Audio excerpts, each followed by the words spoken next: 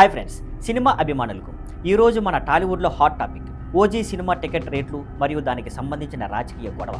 ఇప్పటికే power star Pawan Kalyan గారి OG cinema మీద హైప్ పీక్లో ఉంది. ఫస్ట్ సింగిల్, టేజర్లు, పోస్టర్స్తో ఫ్యాన్స్లో ఎగ్జైట్మెంట్ కొత్త లెవెల్కి వెళ్ళిపోయింది. ఇప్పుడు రిలీజ్ దగ్గర పడుతుండటంతో మరో పెద్ద వార్త వచ్చింది. ఏపీ ప్రభుత్వం ఓజీ టికెట్ రేట్లను భారీగా పెంచడానికి గ్రీన్ సిగ్నల్ ఇచ్చింది. ప్రస్తుతం ఉన్న సమాచారం ప్రకారం స్పెషల్ షోల కోసం టికెట్ రేట్లు కొన్ని చోట్ల 500 రూపాయల నుంచి 1000 రూపాయల వరకు పెంచడానికి అనుమతి ఇచ్చారు.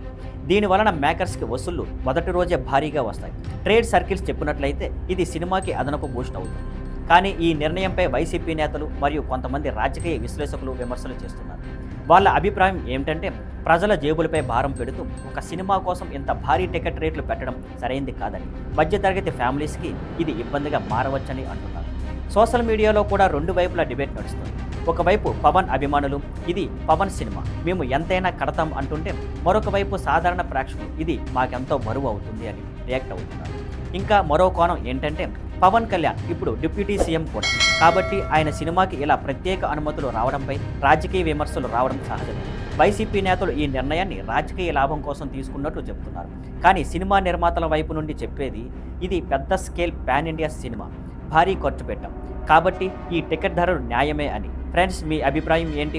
ఓజీ టికెట్ రేట్లు పెరగడం బాక్స్ ఆఫీస్కి బెనిఫిట్ అయినా సాధారణ ప్రేక్షకులు థియేటర్కి వెళ్లడంలో వెనకడుగు వేస్తారా, లేక ఈసారి పవన్ సినిమా కాబట్టి చూసే ఛాన్స్ ఉందా?